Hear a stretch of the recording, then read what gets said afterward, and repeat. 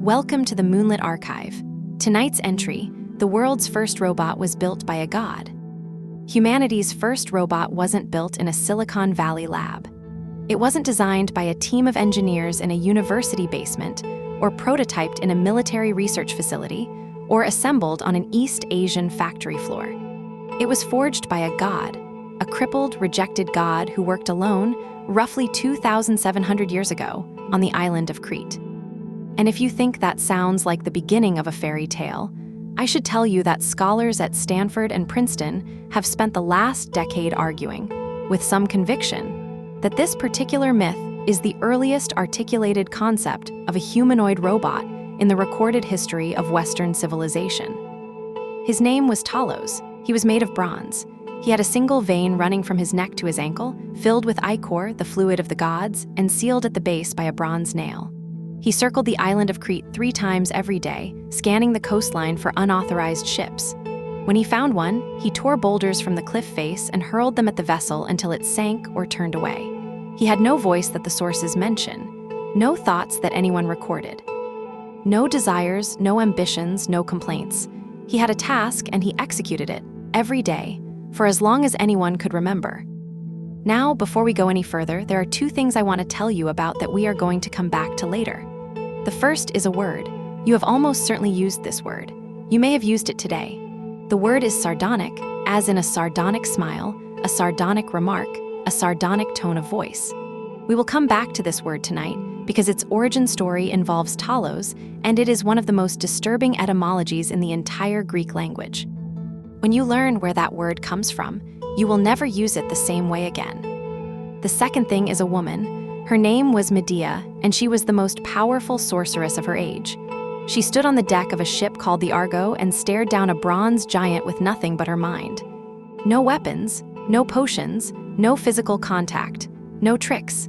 She simply looked at him and broke him. How she did this, and what it tells us about the Greek understanding of consciousness, vulnerability, and the limits of physical strength, is a story I have been looking forward to telling you for some time.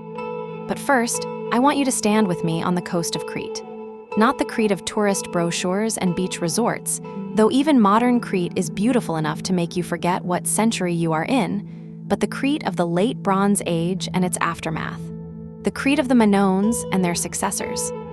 The Crete that was, for a long stretch of ancient history, the most powerful island in the Mediterranean Sea. And that carries, in its landscape and its ruins and its very soil, the weight of that former greatness like a scent that has soaked into the stone. It is early morning. The sun has just cleared the ridge of the White Mountains to the east, and the light is doing what Mediterranean light does at dawn, turning everything golden and sharp-edged and impossibly vivid, as though someone has taken the dimmer switch of the world and pushed it all the way to its highest setting. The sea is flat and bright. The kind of bright that makes you squint even when you are looking at the rocks and not the water. The Aegean, in summer, is a blue so deep and so clean that it looks like something invented rather than something natural. A blue that has no name in everyday English, that exists in a register between royal and electric, and that you can only really understand by standing at the edge of a Greek island at 6 in the morning and watching the sun turn the water into something that looks almost solid. You can see the bottom in places, white sand and dark weed, and the occasional shadow of a fish 30 feet down, as clear as if you were looking through glass. The clarity of the Aegean was remarked upon by ancient writers.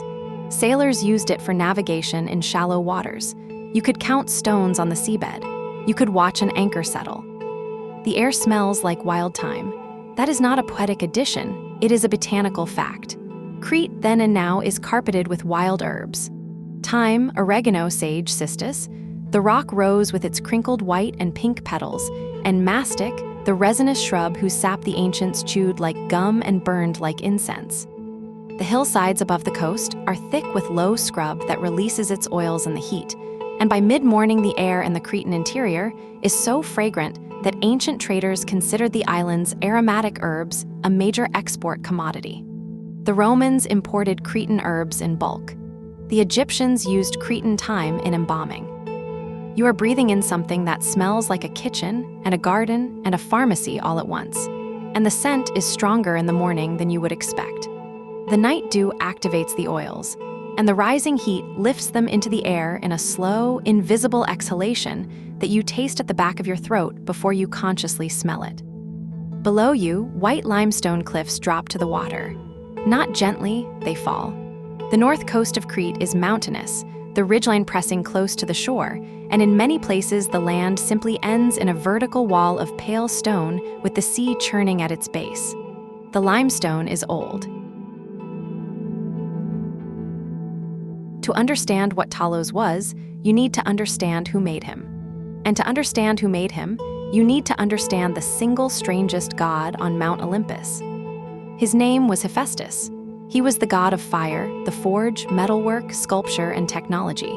He was the patron of blacksmiths, carpenters, artisans, and craftsmen. He was, in the entire Greek pantheon, a family of gods notable for their beauty, their athletic perfection, their effortless physical grace, the only one who worked with his hands.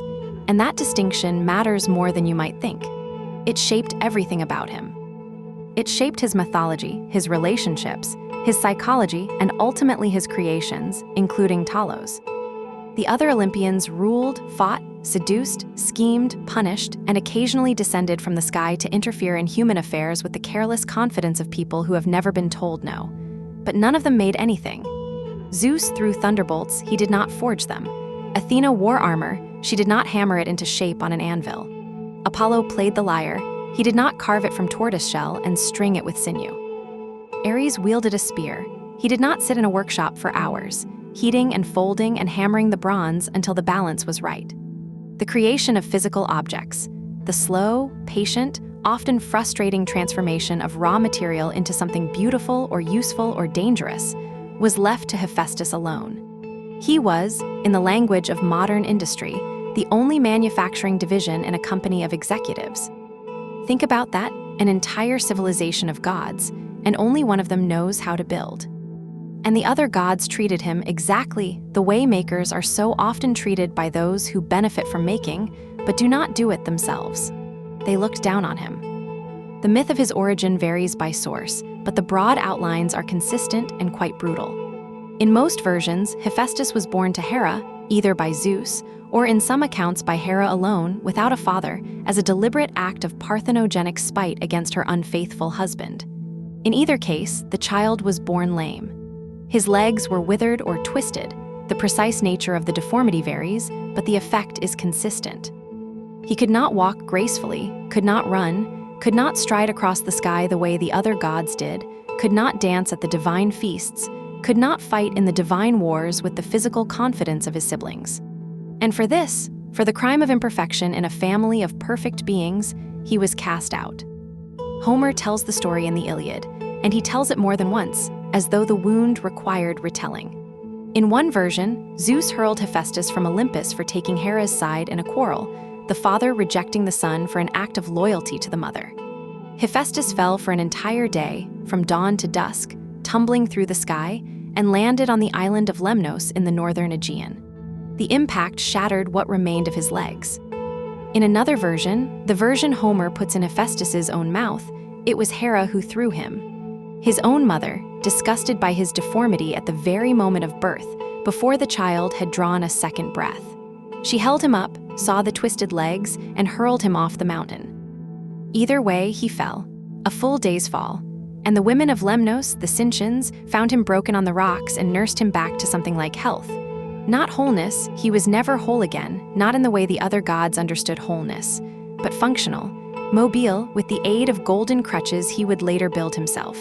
Alive and alone. And then, rejected, broken, exiled on a mortal island with no divine company and no divine standing, he began to build. This is the detail that transforms Hephaestus from a minor mythological figure into something far more interesting, something recognizable, something almost modern. The rejected god did not sulk, he did not rage. He did not spend centuries nursing his grievance and plotting elaborate revenge the way so many figures in Greek myth do when they are wronged. He found a forge. He found bronze and iron and gold and silver. He found fire and hammers and tongs and anvils, and he made things. Beautiful things, impossible things, things so extraordinary that the gods who had cast him out eventually came crawling back, Hera herself, the mother who threw him, to ask for more. He built his primary forge beneath a volcano. Mount Etna in Sicily in some accounts, one of the Aeolian volcanic islands in others. The Cyclopes, not the one-eyed monster of the Odyssey, but a separate race of one-eyed smiths who served as divine artisans, worked his bellows, pumping air into the furnace with a rhythm that shook the mountain.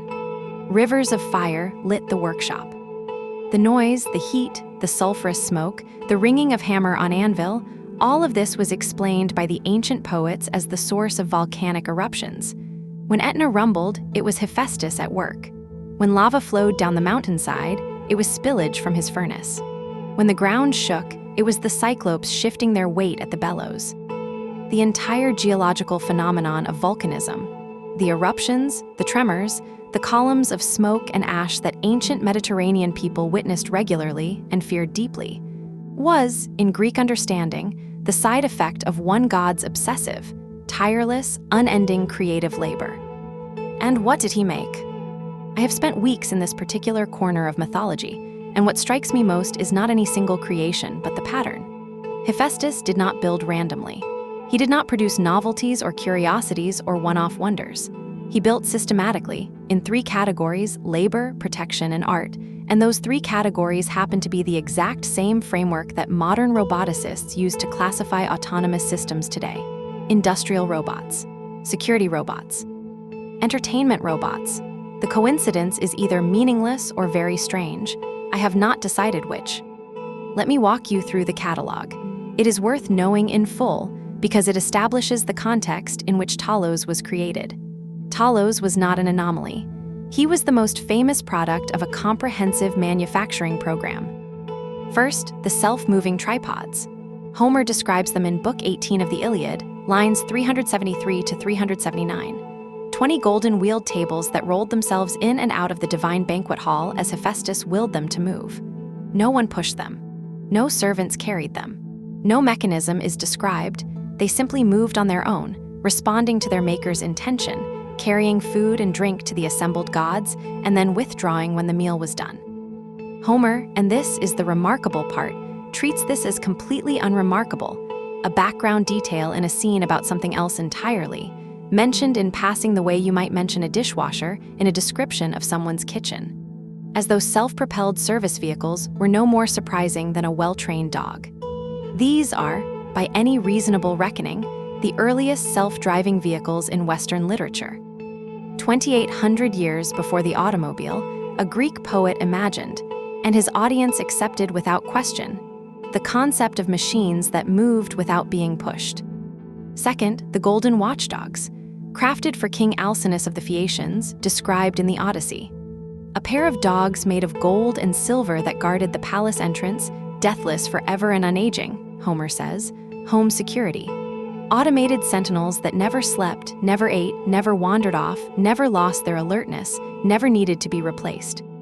The concept is identical to a modern security system, a device that watches, detects, and responds, all without human intervention, all without maintenance, all without the biological frailties that make living guards unreliable.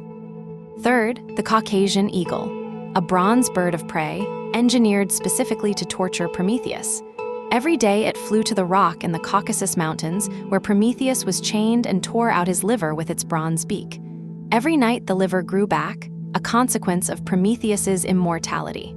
Every morning the eagle returned.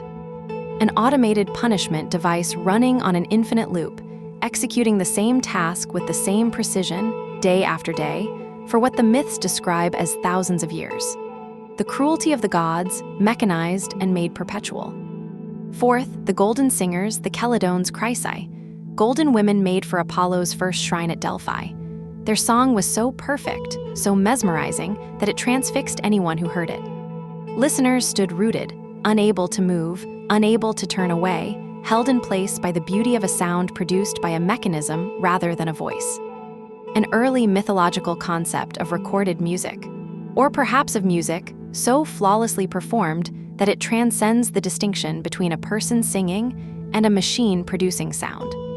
Fifth, and this one matters deeply for what comes next in the archive, the Golden Maidens, the Chrysae. Homer describes them in the Iliad, Book 18, lines 417 to 420, 2 golden women crafted to assist Hephaestus in his forge.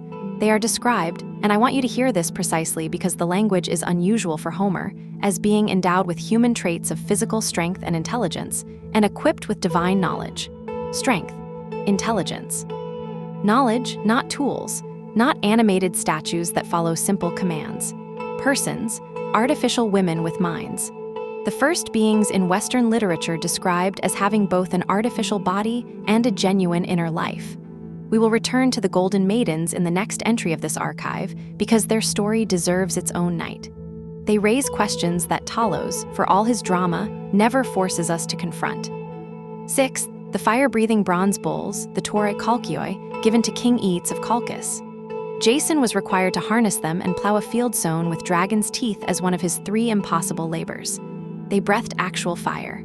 They were enormous, furious, and nearly uncontrollable. And they were made by the same hand that made Talos, a detail that will become important when we reach the Argonauts' arrival at Crete, because Medea grew up in the palace where the bronze bulls were kept.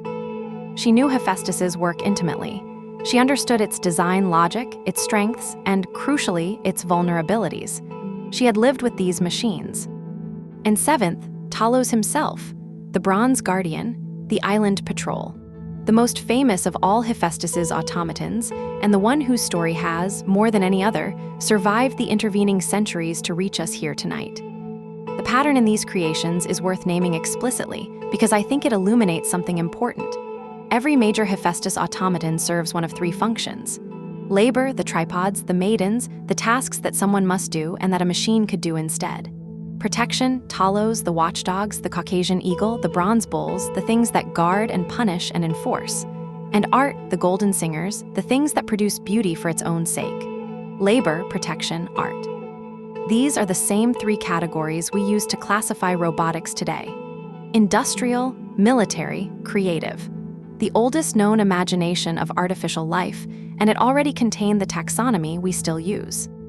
Now here is where the history becomes genuinely complicated, and I want to be honest about the complication rather than smoothing it over, because the disagreement between the ancient sources is itself part of the story.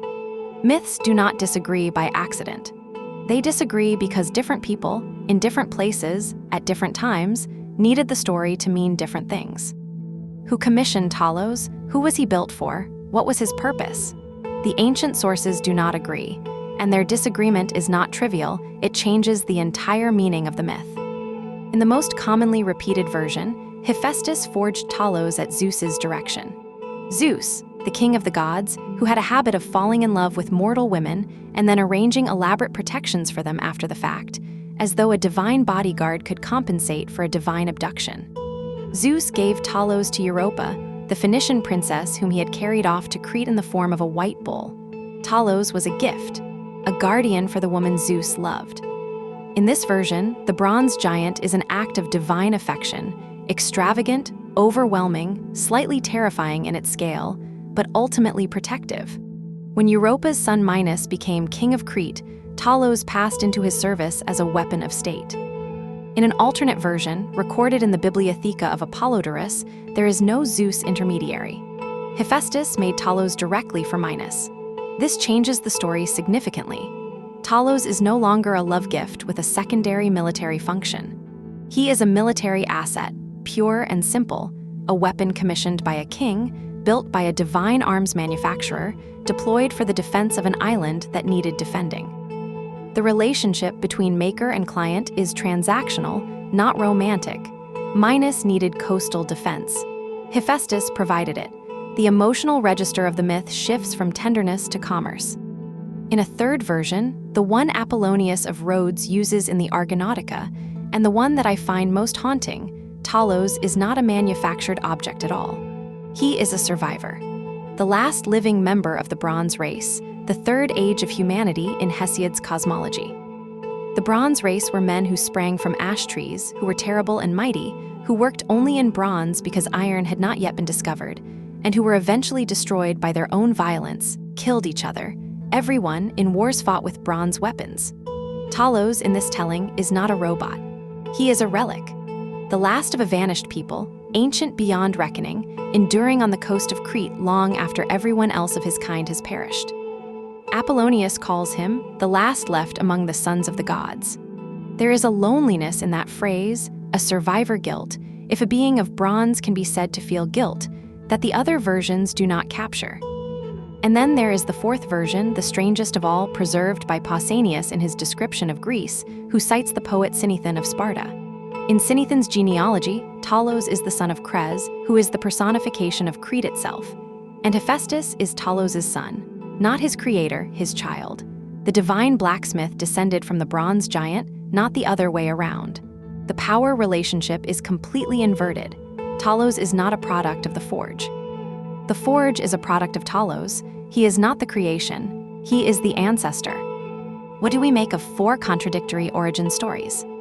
We could treat them as errors, the inevitable confusion that results when a story passes through many hands over many centuries, like a message in a game of telephone that arrives at the end bearing little resemblance to what was originally said. But I think the classical scholar A.B. Cook had a more interesting reading. Writing in 1914, Cook proposed that the contradictions exist because Talos was not always a character in a story. Before the myths absorbed him, Cook argued, Talos was a god. The evidence is scattered but suggestive, and it comes from several independent sources. The 5th century lexicographer Hesychius of Alexandria recorded that in the Cretan dialect, the word Talos meant Helios, the sun. The two words were, in Cretan Greek, synonymous. Inscriptions at the Cretan towns of Dreros and Aulis, both on the eastern end of the island, both dating to the Archaic period, attest to a cult of Zeus Talios, Zeus the sun. A variant of the supreme god, bearing the name of Talos, worshipped with oaths and sacrifices on the island where the bronze guardian was said to patrol. The Talia, a spur of Mount Ida in the center of Crete, the same mountain where the infant Zeus was hidden from his father Kronos, was associated with sunrise rituals. And the coins of Phaistos, the silver coins minted at Phaistos, a major Minoan city in southern Crete in the 4th century BCE. They depict Talos as a youthful winged figure, striding, hurling a stone. The wings are significant. No textual source mentions wings, but wings appear consistently on Cretan coinage in association with Talos, and wings are not a standard attribute of an automaton. They are a standard attribute of a god. Cook's argument, stated plainly, was this. Talos was originally a Minoan solar deity, a god of the sun worshipped on Crete during the Bronze Age, perhaps the most important god on the island, associated with the cycle of day and night, with the light that circled the sky 3 times, sunrise, noon, sunset, before returning to darkness. When mainland Greek culture absorbed and colonized Cretan religion, as it did systematically over centuries, the local god was demoted, stripped of his divinity, rewritten as a construct, a tool, a weapon in someone else's story. The bronze giant patrolling the coast is what happens when a conquered people's god is swallowed by the mythology of the conquerors. We do not know if Cook was right. No inscription in Linear A, the undeciphered script of the Minoans, has been found that names Talos. The Phaistos coins are centuries later than the supposed Minoan cult. The evidence is circumstantial, but it is there. And it adds a layer to the story that changes its emotional texture entirely. Talos may not have been built, he may have been diminished. A god, walking the perimeter of the island where he was once worshipped, reduced over centuries from deity to automaton, from sun to sentinel, from the object of prayer to the subject of a story about his own destruction. Think about that. Let us return to the coast. The ancient sources agree on this much. Talos circled the island of Crete 3 times every day. 3 complete circuits. Dawn, midday, dusk, or perhaps distributed differently across the hours. The sources do not specify the exact schedule, but 3 full orbits of the coastline, every day, without exception, without variation, without rest. Crete is not a small island. It is the largest island in Greece and the 5th largest in the Mediterranean. It stretches roughly 260 kilometers from its western tip at Grambousa to its eastern point at Cape Sideros. The coastline, with all its bays and peninsulas and inlets and headlands and harbors, is considerably longer than that straight-line measurement. But even taking the most conservative estimate, even pretending that Talos walked in a straight line from one end of the island to the other and back, 3 circuits represent roughly 780 kilometers of daily travel. 780 kilometers per day, every day. Let me put that in perspective, because the numbers deserve to be taken seriously. A marathon is 42.2 kilometers. Talos covered the equivalent of 18.5 marathons every single day. The fastest human ultramarathoners in the world, the very best, the genetic outliers, the people who train for years and organize their entire lives around the goal of running extraordinary distances, can cover approximately 250 to 300 kilometers in a sanctioned 24-hour race. Talos more than doubled that output. And he was not racing. He was not straining or suffering or depleting glycogen stores or risking stress fractures. He was patrolling, scanning the horizon, evaluating every approaching vessel, making decisions about which ships to attack and which to let pass, and doing it again the next day and the next and the next for centuries, for as long as anyone could remember, for as long as there was anyone to remember. To put it yet another way, if Talos had walked in a straight line instead of circling, he would have covered the distance from London to Rome, every day, without stopping, without slowing, without, as far as any source tells us, any indication that the distance was difficult or remarkable or even noticeable to him. This is where the Hephaestus coins become important. The coins, dating to the 4th century BCE, show Talos with wings. No textual source mentions wings, not Apollonius, not Apollodorus, not Simonides or Sophocles or any of the other writers who described the bronze guardian. The wings appear only on the coins, on the actual currency minted by the actual Cretans who lived on the actual island that Talos was said to guard. How do you interpret that? If you are an author in Athens or Alexandria, writing about a mythological figure from a distant island, you describe a walking giant. If you are a Cretan who lives on the island and whose ancestors told the story for generations, you put wings on the figure. The Cretans knew something the literary sources did not, or they preserved something the literary sources had already lost. Because how else do you circuit 780 kilometers in a day? The wings were the Cretans' answer. Speed beyond walking. Movement beyond the mechanical limitations of legs and stride. The coins may preserve an older version of the myth, one that the poets on the mainland had already rationalized away by the time they set the story down in writing. Or the wings connect back to Cook's solar deity theory. The sun crosses the sky with wings of light. A sun god who circuits the island 3 times daily does not walk. He flies, or glides, or blazes across the landscape at the speed of dawn moving west. The wings on the coins may be solar iconography, not aerodynamic equipment. We do not know, but I find the discrepancy between the written sources and the minted coins fascinating, a reminder that the story as we have it is not the story as it was always told. I want to try something now. I want you to stand with me on the north coast of Crete and experience what the patrol might have felt like, not from Talos's perspective, because Talos may not have had a perspective, but from yours. From the perspective of a person standing on the shore when the patrol came through. Because the myth is not only about Talos. It is about the people who lived in his shadow. You are on the coast. The Meltemi presses against your face, steady and cool despite the summer heat that is already building even though the morning is still young. The sea is flat and bright to the north, stretching toward the invisible shores of the Cyclades. Behind you, the hills rise sharply, covered in scrub, aromatic with thyme, buzzing with cicadas that have been singing since before you woke. You are alone. You are a fisherman, or a farmer who has walked down to the shore to check on a beached boat, or a shepherd whose goats have wandered too close to the cliff's edge. The morning is ordinary. You have work to do. The sun is warm on your shoulders and the breeze is cool on your face, and the world is exactly the same as it was yesterday and the day before. And then you feel it in your feet before you hear it. A vibration in the limestone, rhythmic, deep. The kind of tremor that you register in your ankles and your knees and the arches of your feet before it reaches your conscious awareness. Something heavy is moving along the coastal path. Something very heavy and very regular and very close. The sound reaches you next. Bronze on stone. A deep ring, almost musical, like a temple bell struck from a great distance, repeating at the pace of a slow heartbeat. It is coming from the east, from around the headland where the cliff bends and the path disappears. You can see the shadow first, sweeping across the water near the base of the cliff, long and dark and sharply defined, cast by something tall and opaque that is catching the morning sun from behind.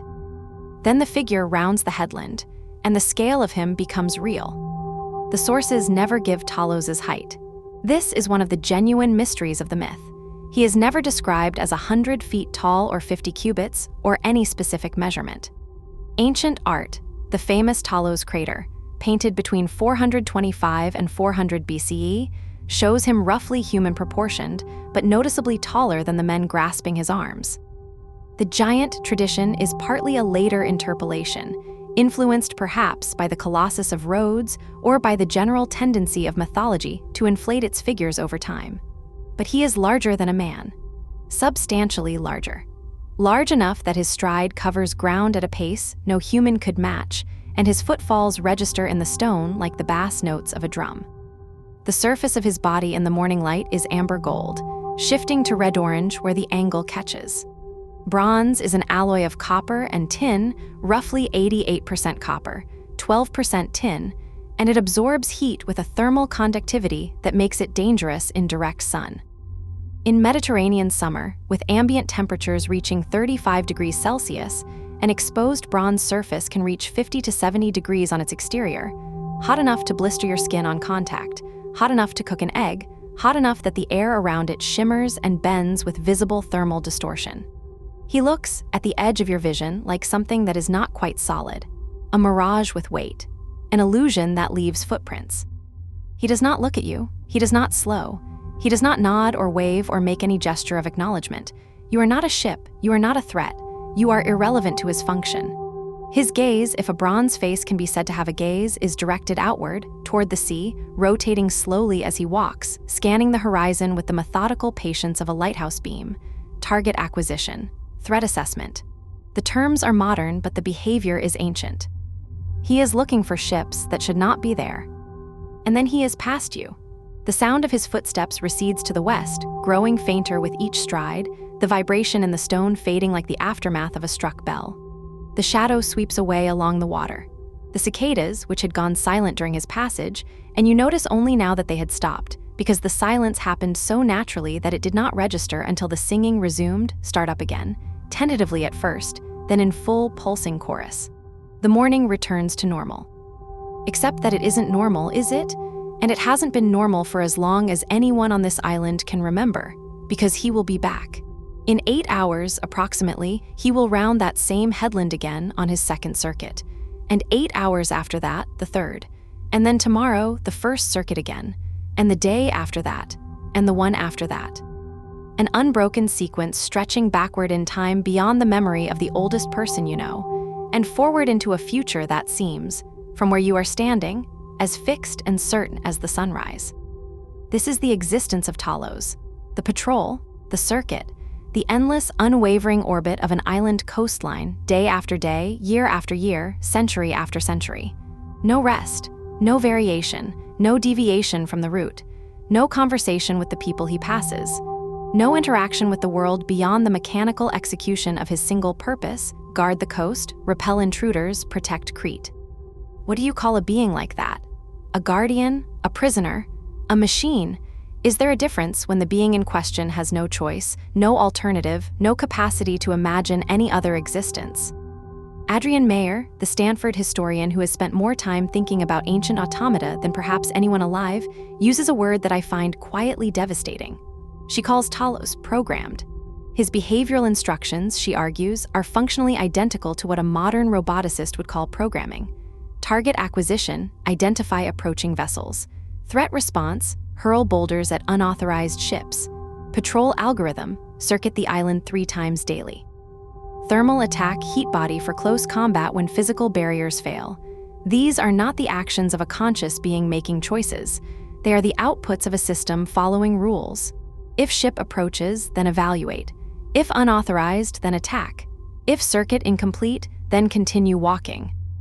Not consciousness, not feeling, not boredom or loneliness or the faintest flicker of wondering what lies beyond the horizon. Just execution, the steady, perfect, endlessly repeated execution of a purpose that someone else defined.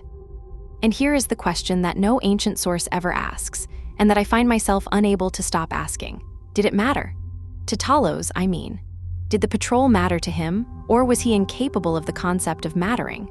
Was there something inside that bronze body that experienced the sunrise over the Aegean, that registered the smell of time on the wind, that felt the salt spray on his surface and the vibration of his own footsteps in the stone? Or was there nothing? An empty interior behind a functioning exterior.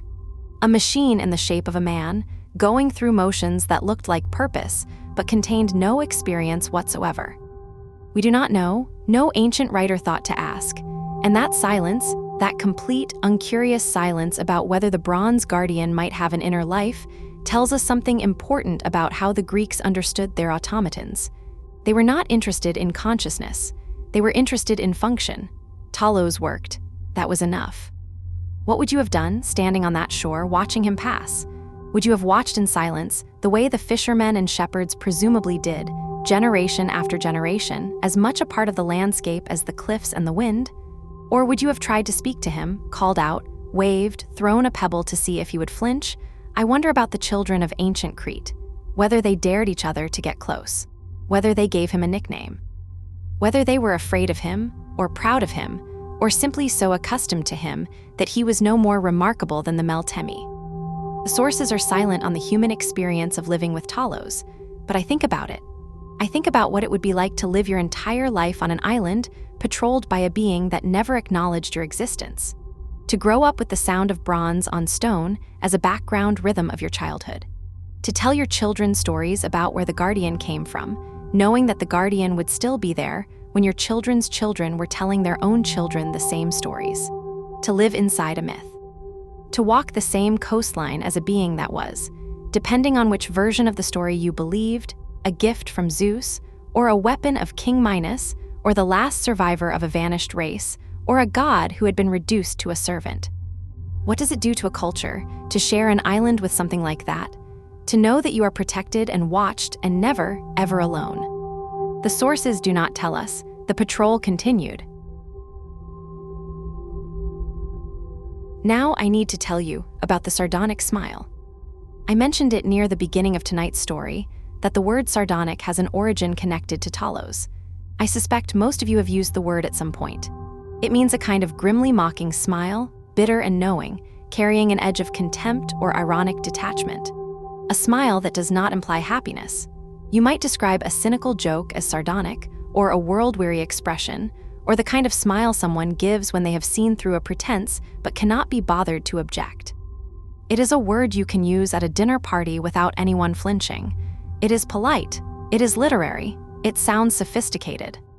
Its origin is the furthest thing from sophisticated. It is a word with a long pedigree.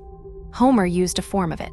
Odysseus gives a sardonic smile in the Odyssey, a smile of grim, contained fury, a smile that is not a smile at all but a mask worn over violence. The word has been in continuous use for nearly 3,000 years, passed from Greek to Latin to French to English, accumulating connotations at every stage but never quite losing the dark edge that it started with. The word comes from the Greek sardonios, which meant, roughly, of or relating to Sardinia. And the reason it related to Sardinia was Talos. The account comes from Simonides of Chios, writing around 556 BCE, making this the oldest extended account of Talos' behavior in the surviving record, predating Apollonius by about 250 years, predating the Talos crater by over a century. Simonides tells a version of the Talos story that is absent from the later mainstream literary tradition. It did not make it into the Argonautica. It did not make it into the Bibliotheca.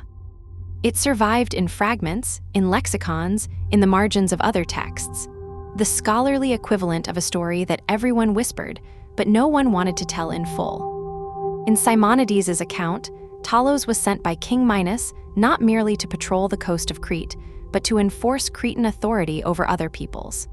Minos was an imperialist. Crete under his rule was not a peaceful island minding its own business. It was the center of a naval empire that demanded tribute and obedience from its neighbors across the eastern Mediterranean. And Talos was his enforcement mechanism. When the Sardinians, the people of Sardinia, or possibly a Sardinian colony, The sources are slightly ambiguous about the exact geography. Refused to submit to Minos's authority, Talos was dispatched. What happened next is the kind of image that stays with you whether you want it to or not. Talos heated his bronze body. Not a part of his body, the entire surface from head to foot brought to a red-hot glow. Imagine that for a moment. The color of the bronze shifting from its normal amber gold to a dull orange, then to a brighter orange, then to a red that pulses with heat, the air around the figure shimmering and warping with thermal distortion, so extreme that the landscape behind him becomes liquid and unreadable. The ground beneath his feet blackening. The scrub plants near the path curling and catching fire. The heat pressing outward in waves that you can feel on your face from 100 paces away. He walked to the Sardinians and he clasped them to his chest. One at a time, or in groups, the account is not specific about the logistics, and I confess the logistics are not the part that stays with you. He simply grabbed them and held them against his superheated surface. Bronze at red heat is somewhere between 400 and 500 degrees Celsius. The human body begins to experience degree burns at roughly 70 degrees. And they died. They died in a specific way. The extreme heat caused the facial muscles to contract, the muscles around the mouth pulling back in an involuntary spasm, the lips drawing apart, the teeth exposed, the corners of the mouth lifting into what looked, horribly, grotesquely, unmistakably, like a grin, a wide, fixed, involuntary smile. The death agony of being burned alive by a bronze giant twisted their faces into an expression that resembled laughter. Sardonios Gelos, sardonic laughter, the death grin of Talos's victims, that is where the word comes from. Both Photius's lexicon and Zenobius's Proverbs cite Simonides as the source for this etymology. Scholars have debated the precision of the linguistic connection. Some argue the Sardinian link is coincidental, that the word has a separate botanical origin related to a Sardinian plant called the Herba sardonia, a type of water celery whose toxin caused facial convulsions. But the Simonides tradition is old, it is consistent, and it is deeply embedded in ancient commentary on the Greek language. Every time you use the word sardonic, there is a reasonable chance you are referencing the death grin of people burned alive while clasped against the chest of a bronze giant on a Mediterranean island, sometime in the late Bronze Age. The word carried that freight for the ancient Greeks who used it. It carries it still, even if we have forgotten. I almost didn't include this section. The rest of tonight's story is, I think, beautiful, strange, and melancholy, and full of the kind of mystery that makes ancient history feel alive and close and worth lying in the dark thinking about. But this part is not beautiful. It is ugly and violent and disturbing, and if you are listening to this in the dark, trying to fall asleep, you might reasonably wonder why I am telling you about people being burned to death. Here is why. Because this version of the Talos myth changes the moral texture of the entire story. In the version most people know, the version I have been telling so far tonight, Talos is a guardian, a protector, a sentinel who defends an island from invaders. There is something noble about that, or at least neutral. A machine doing its job, a wall with legs, a security system that happens to be shaped like a man. But in Simonides' version, Talos is not a guardian. He is a weapon of empire, a tool of conquest, a means by which a powerful king imposes his will on people who have committed no crime except refusing to be conquered. The burning embrace is not defense, it is offense. It is not protection, it is domination. Talos is not keeping Crete safe, he is making Crete feared. And this is Mayer's darkest observation, the one that sits at the center of her book like a stone in a shoe. Not one of those myths has a good ending once the artificial beings are sent to Earth. Hephaestus's automatons function perfectly on Olympus. The self-moving tripods serve wine without incident. The golden maidens assist the divine blacksmith with intelligence and care. But the moment an automaton is sent down to the mortal world, to operate among humans, to serve human purposes, to fulfill human ambitions, something goes wrong. The purpose curdles. The tool becomes a terror. The guardian becomes an executioner. The labor-saving device becomes a labor-destroying weapon. There is, I think, a modern resonance here that does not need to be stated explicitly. You can feel it without my pointing at it. The pattern is old. It is very, very old. There is another complication. one that I find more interesting than disturbing, and that I think is worth spending a few minutes with before we move on. Some ancient sources describe Talos not as a bronze man, but as a bronze bull. This sounds like a minor variant, but in the context of Cretan mythology, it is anything but minor. The bull was the central sacred animal of Minoan Crete, the bull of Minos, the divine white bull sent by Poseidon. The Minotaur, the half-man, half-bull monster imprisoned in the labyrinth beneath the Palace of Knossos. The bull-leaping frescoes at Knossos, where young athletes somersaulted over the backs of charging bulls in what appears to have been a religious ritual of extraordinary danger and grace. The entire Minoan civilization was, in some meaningful sense, organized around the bull as a symbol of divine power, royal authority, and the boundary between the human and the inhuman. So when some sources describe Talos as a bronze bull rather than a bronze man, they may be preserving an older tradition, one rooted in the deep Minoan past, in the bull-centered religion that preceded Greek colonization of Crete. The man version in this reading is a later rationalization.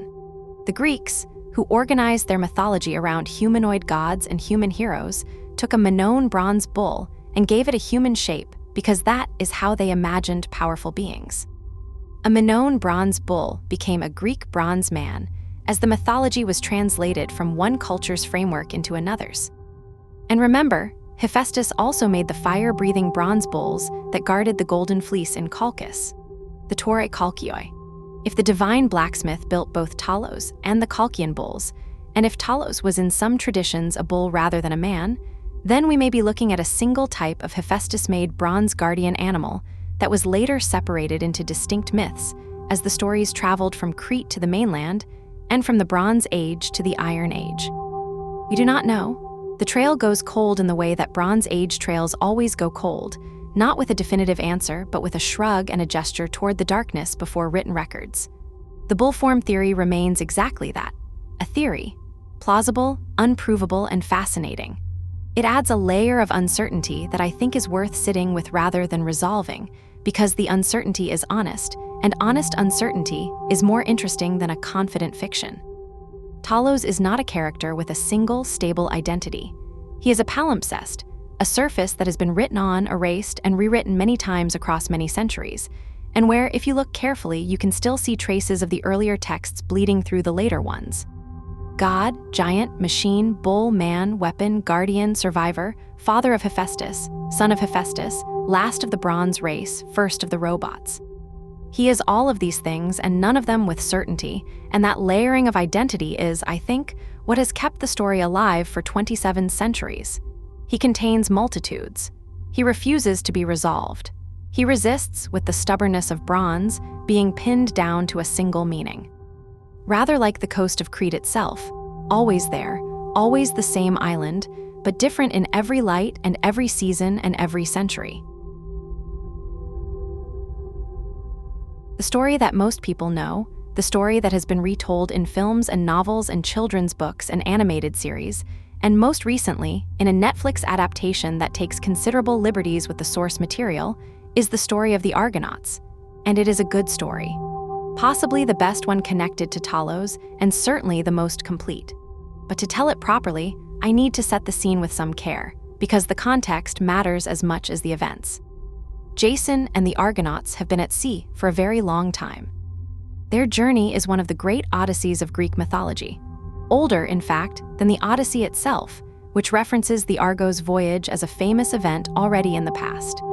Jason, the rightful heir to the throne of Iolcos in Thessaly, was sent on what was intended to be an impossible quest, to sail to the far eastern end of the Black Sea, to the kingdom of Colchis in what is now the nation of Georgia, and retrieve the Golden Fleece.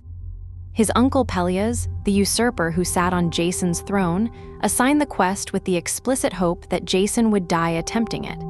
It was not a quest. It was a death sentence with theatrical packaging. Jason did not die. He assembled a crew of heroes, the greatest generation of Greek mythology, gathered on a single ship. Heracles, the strongest man who ever lived. Orpheus, whose music could move stones and calm seas. Castor and Pollux, the divine twins, matchless in combat and horsemanship. Atalanta, in some versions, the fastest runner in Greece. The seer Mopsus. The helmsman Tiphys. 50 heroes in all, aboard a ship built from timber that could speak, because one of the planks in the Argo's prow was cut from the sacred oak of Dodona, which was an oracle of Zeus. They sailed east. They survived. Barely. The journey to Colchis involved the Symplegades, the clashing rocks, two enormous stone formations at the entrance to the Black Sea that moved together and crushed anything that passed between them. It involved encounters with the Harpies, the wind spirits that stole food from the blind prophet Phineus. It involved hostile kings, treacherous currents, the constant grinding pressure of sailing an ancient wooden vessel across open water for months with a crew of men who, however heroic, were still mortal and still got tired and sick and afraid and homesick.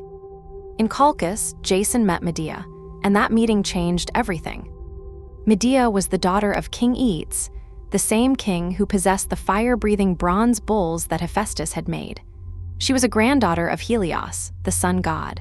She was a priestess of Hecate, the goddess of witchcraft, crossroads, and the liminal spaces between the known and the unknown. She was, depending on which source you trust, either a brilliant herbalist with a deep knowledge of pharmacology that bordered on the supernatural, or a genuine sorceress with powers that operated outside the laws of nature entirely, or a woman who blurred the line between those categories so thoroughly that the distinction collapsed.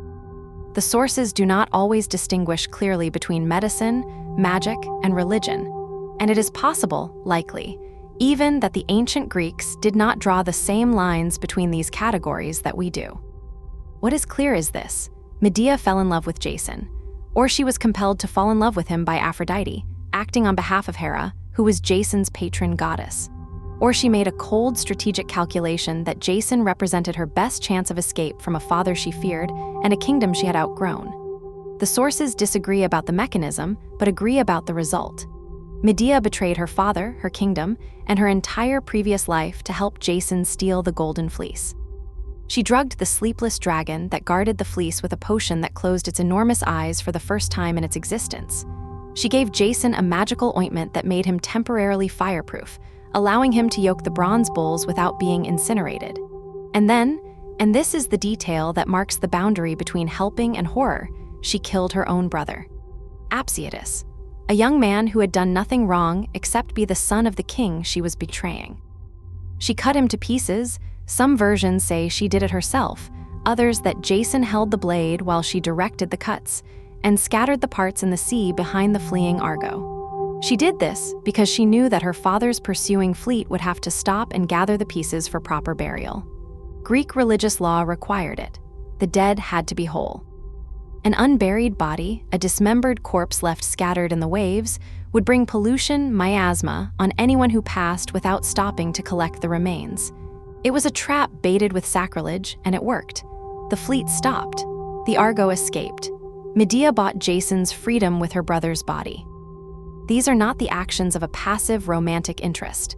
These are not the actions of a damsel who needs rescuing.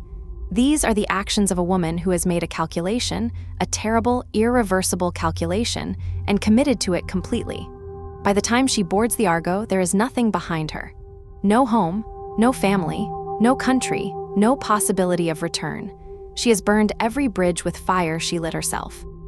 By the time the Argo reaches the coast of Crete on the return voyage, Medea has been at sea for weeks. She has allied herself entirely with Jason and his crew. She has proven, through a series of increasingly extreme acts, that she is the most capable and the most dangerous person on the ship. And the crew knows it. They need her. They fear her. They depend on her. And they are not entirely sure whether she is their greatest asset or their greatest liability. The crew is spent. Weeks at sea with inadequate provisions, the constant stress of navigating hostile waters, the psychological weight of everything that has happened, the dragon, the bulls, the murder, the pursuit. They need water. They need rest. They need to stand on something that does not move. Their stores are low. Their bodies are worn. They are heading west, back toward Greece, and Crete lies across their path, the largest island in the Aegean, impossible to miss, and known to have good harbors on its eastern coast. They turn toward the harbor at Dicte, on the eastern end of the island, where they hope to find shelter and fresh water and a few hours of peace on solid ground. They do not find peace. But before I tell you what happened at Dict, I want to add one piece of context that is easily overlooked, but I think essential. By the time of the Argonauts' voyage, by the time any Greek ship approached the coast of Crete, the story of Talos was already old, already known, already feared. Sailors in the ancient Aegean traded information about harbors the way modern travelers trade restaurant recommendations, and Crete's reputation as a guarded coast would have been common knowledge among anyone who sailed those waters. The Argonauts knew what they were sailing toward. They knew about the Bronze Guardian. They approached anyway because they had no choice, their water was running out, and Crete was the closest landfall. There is something in that decision that feels very human. The choice to approach a danger you know about because the alternative, dying of thirst on open water, is worse. The quiet, grim mathematics of necessity. We like to imagine that heroes make bold choices. More often, heroes make the only choice left. Apollonius of Rhodes tells the story in Book 4 of the Argonautica, lines 1638 to 1693, the most complete and dramatically richest account of the encounter between Talos and the Argonauts that survives in the ancient record. Apollonius was writing around 250 BCE in the Great Library of Alexandria, drawing on centuries of oral tradition and earlier written sources that are now lost. His version is detailed, specific, and emotionally complex in ways that later retellings often flatten. The Argo approaches the coast. The crew can see the harbor, the headland, the rocky shore beyond. They are close enough to smell the land, the thyme, the salt, the warm stone. They begin to turn toward the beach. The oarsmen adjust their stroke. The helmsman reads the current. And then the boulders start falling. Talos appears on the headland above the harbor. He is not waiting. He is not assessing. He has already assessed. The Argo is an unauthorized vessel approaching the coast, and the behavioral protocol, the programming, if we accept Mayer's term, has already determined the response. He is tearing rocks from the cliff face, not picking up loose stones from the ground, but ripping chunks of living limestone out of the cliff itself, the bedrock splitting and cracking under the force of his bronze hands with a sound like the earth being torn open, and hurling them at the approaching ship. The boulders arc through the air in a flat trajectory, not lobbed but thrown, and they crash into the sea around the Argo in columns of white spray, each impact rocking the vessel and sending waves slapping against the hull. Some fall short, some fall wide, but the pattern is clear. He is finding the range. He is adjusting. The crew panics. These are heroes, men who have faced the clashing rocks and the harpies and the armies of Colchis, but they have never encountered anything like this. The boulders are enormous. The figure on the cliff is enormous, and he is not stopping, not tiring, not pausing to rest or rethink. He is methodical, relentless, mechanical, drawing one rock after another from the cliff and launching them with the kind of precision that comes not from skill but from repetition, from having done this before. Many times. No rage, no warning shouts, no negotiation. No parley flag, no demand for identification, no opportunity for the strangers to explain themselves. Just stone, flung with mechanical precision, closing the harbor the way a gate closes a doorway. The Argonauts had faced many enemies on their journey. None of those enemies had been immune to persuasion, or intimidation, or the sight of 50 armed heroes on a warship's deck. Talos was immune to all of it. He was not a being with whom you could negotiate. He was a function being executed. They cannot land. That much becomes clear within the first few throws. The Argo pulls back, the oarsmen straining against the current that wants to carry them toward the shore, the helmsman fighting the rudder, the spray from the falling boulders soaking the deck. They retreat to open water out of range, and there they sit, rocking gently on the swell. Exhausted, thirsty, watching the coast of Crete, which they can see clearly, the beach, the trees, the glint of a freshwater stream, but cannot reach. This is where the story turns. Because now the question becomes, what do you do about an invulnerable bronze giant who will not let you land? Apollonius records that the crew debated. Some wanted to sail on, to find another island, to give up on Crete entirely, to accept that some harbors are closed. Others wanted to fight, to bring the ship close enough for the warriors to leap ashore, to engage the giant directly, though with what weapons and what prospect of success is not at all clear. A bronze body is not susceptible to bronze swords. Think about that, the greatest warriors of their generation, armed with the best weapons available, and none of it mattered. Not against bronze. The debate was urgent, heated, circular, and going nowhere. And then Medea stood up. I want to describe what she does next with some precision, because it is one of the most remarkable passages in all of ancient literature, and it is almost always simplified in the retelling.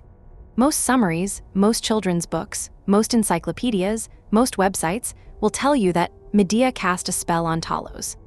That is technically accurate in the same way that saying Beethoven played some piano is technically accurate. It misses everything that matters. Throughout the Argonautica, Medea has been using drugs and herbs. Her magic up to this point has been pharmaceutical. She mixes potions from rare plants. She applies ointments that alter the body's properties. She prepares concoctions that change the state of consciousness, hers or her victims. Her power is grounded in material substances, in the physical world of roots and leaves and liquids. She is, in modern terms, more chemist than sorceress, more pharmacologist than witch. Her knowledge is vast and her preparations are effective, but they operate within the world of cause and effect as the Greeks understood it. A drug produces a result. A potion has an active ingredient. The magic is in the knowing, not in the supernatural. Here, at the coast of Crete, standing on the deck of the Argo with the bronze giant visible on the headland and the boulders still falling at intervals, she does something different. She puts down her box of potions. She sets aside the drugs. She closes the lid on the herbs and ointments and preparations that have carried her this far, and she pushes the box away from her.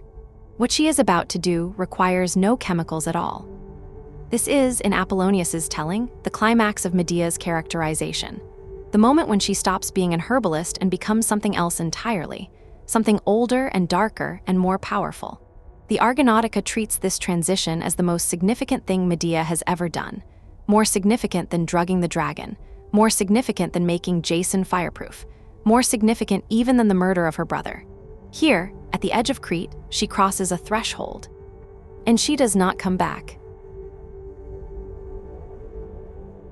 Apollonius describes what happens next with a specificity that suggests he understood how unusual it was. How far outside the normal range of Greek literary magic this particular act fell. Medea propitiated and invoked the death spirits, devourers of life, the swift hounds of Hades. These are the Keres, female death spirits, the violent personifications of death in battle and disaster. They are not gentle figures. They are not the kindly escorts of the peaceful dead, not the quiet attendants who guide a soul to the underworld after a long life and a gentle passing. The Keres are the hungry, tearing, blood-soaked spirits that hover over battlefields and feed on the dying. In Hesiod's Shield of Heracles, they are described as having dark blue-black skin and red eyes, with long claws and blood dripping from their jaws, fighting over the bodies of fallen warriors like vultures over a carcass. They are the scavengers of violence. They are the personification of the worst death you can imagine, death in pain, death in terror, death without dignity or peace. Medea summoned them, deliberately. 3 times, Apollonius tells us, through song and prayer. 3 invocations, each more intense than the last. 3 calls to the devourers of life, the swift hounds of Hades, to come from wherever they waited, from the battlefield, from the edge of the underworld, from the dark spaces between the living and the dead, and attend her on the coast of Crete. And then, and this is the passage that has kept classicists arguing for 2,000 years, she bewitched the eyes of Talos with the evil in her own. The evil eye, but inverted, not the passive superstition that you might associate with blue glass amulets hung above a doorway, not a farmer's ward against bad luck, not a mother's anxious charm pinned to a baby's blanket. This is the evil eye as a weapon, an active projection of malice through the channel of direct eye contact. She looked at the bronze giant, and she sent something through that look, some force, some power, some projection of her will that traveled through the medium of her gaze and struck him. The text says she sent forth baneful phantoms in the frenzy of her rage. Phantoms, mental projections, hallucinations if you want a modern word. She attacked his mind, or whatever a bronze automaton has in place of a mind, whatever internal architecture processes the inputs from those bronze eyes and translates them into the behavioral outputs of patrol and attack, not with a sword or an arrow or a potion, but with visions, images. Things that were not real but that felt real, that overwhelmed whatever sensory processing Talos was capable of, that jammed his circuits.